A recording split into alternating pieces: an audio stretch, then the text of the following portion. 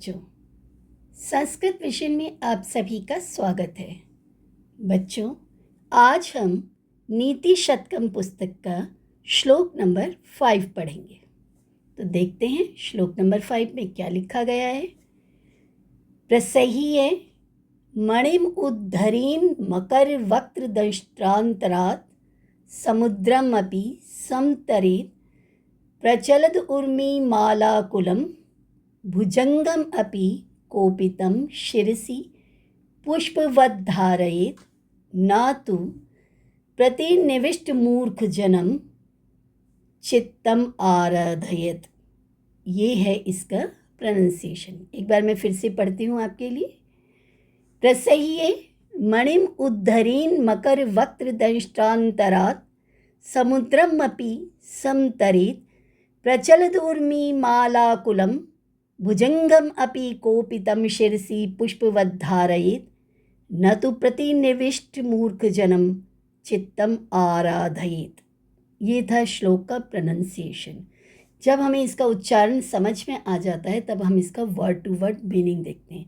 पहला वर्ड हमें मिला प्रसह्य। इसमें ये हा जो है वो आधा है, तो ये हा है बच्चों ऐसी, और इस हा के यहाँ से जब हम ले लेते हैं तो ये प्रसह्य शब्द बन जाता है।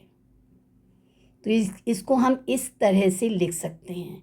ये टाइपिंग में आ नहीं पा रहा था तो इसलिए इस टाइप से हो गया। वैसे ही वर्ड ऐसे लिखा जाता है, प्रसह्य। प्रसह्य मतलब बलपूर्वक, जबरदस्ती। मणि मतलब मणि को।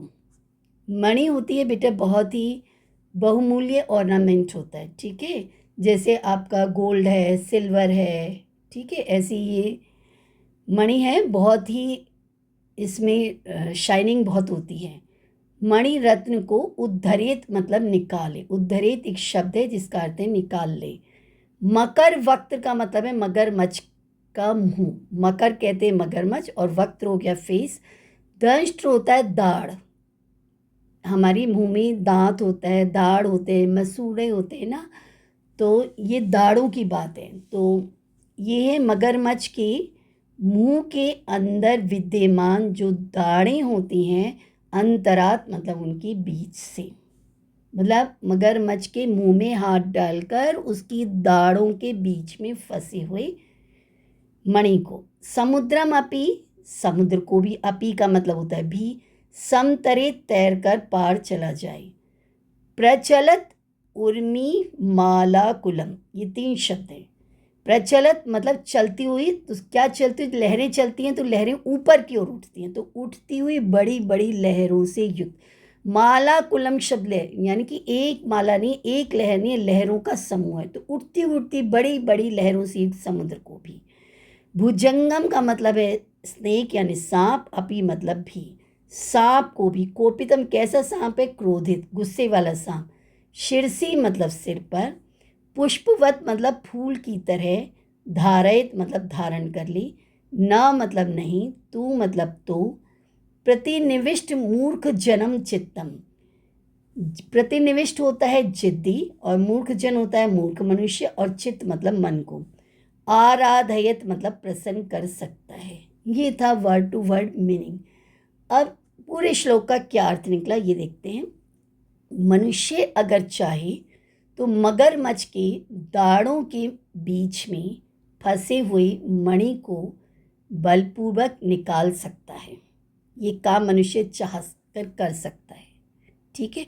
जो बहुत ब्रेव पर्सन है वो ये काम कर सकते हैं। बड़ी बड़ी लहरों से युक्त समुद्र को भी तैरकर पार कर सकता है। बहुत ब्रेव स्विमिंग करने वाले होते हैं जो इस तूफानी समुद्र को भी पार कर सकते हैं। तथा क्रोधित होते हुए महाविषधारी, ऐसा स्नेक जिसमें जहर है।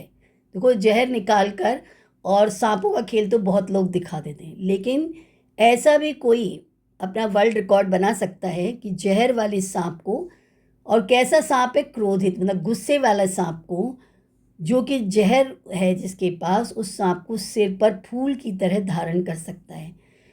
किंतु क्या नहीं कर सकता मनुष्य, किसी हठी मतलब जिद्दी, दुराग्रही मतलब बुरी बात पर जिद करने वाला, मूर्ख व्यक्ति के मन को प्रसन्न नहीं कर सकता है।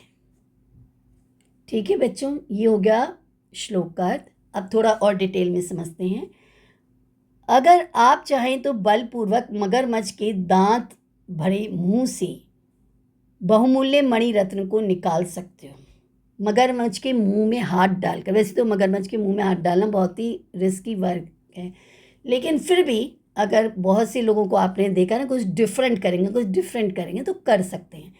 आप तूफानी सागर को तैर कर पार कर सकते हैं। आप सांप को अपने साथ ले जा सकते हैं और उसको अपने सिर पर फूलों की माला की तरह पहन सकते हैं।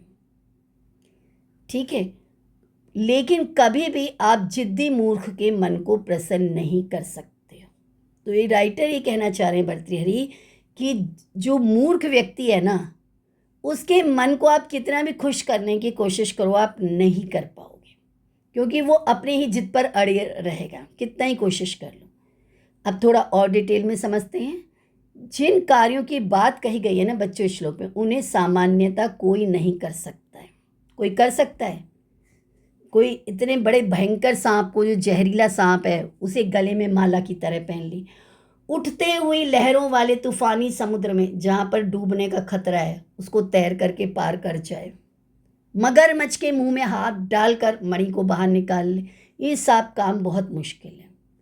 कोई भी उन्हें करने का दुस्साहस नहीं करना चाहेगा, फिर भी उन्हें करने में सफलता की आशा की जा सकती है। देख, कोशिश करने से कहते हैं ना, हार नहीं होती, तो कोशिश करें तो शायद हो जाए, परंतु मूर्ख के मन को प्रसन्न करना असंभव होता है। मूर्ख व्यक्ति दुराग्रह से ग्रस्त होता है। क्यों होता है? क्योंकि उसने बुरी तरह से जो हठ पकड़ ली है ना, जिद पकड़ ली है, उस जिद को कोई छोड़ेगा ही नहीं, वो जिद को, और किसी दुराग्रही को संतुष्ट कर पाना असंभव कार्य है। श्लोक का भाव क्या निकला? श्लोक का भावार्थ यही है कि मनुष्य किसी भी कठिनतर यानी मुश्किल से मुश्किल काम को बहुत मुश्किल प्रयास करके, कोशिश करके कर सकता है, परंतु दुराग्रही यानी कि बुरी तरह जिद करने वाले मूर्ख व्यक्ति को प्रसन्न नहीं कर सकता है। असंभव माना जाने वाला कार्य कदाचित संभव हो जाए। इम्पॉसिबल को आप पॉसिबल कर लोगे, लेकिन मूर्ख को प्रसन्न करना संभव ही नहीं है। ठीक है बच्चों, ये समझ में आया है? अगर आपको मेरा वीडियो अच्छा लगा हो तो इसे अधिक से अधिक लाइक, शेयर और सब्सक्राइब कीजिएगा। Thank you.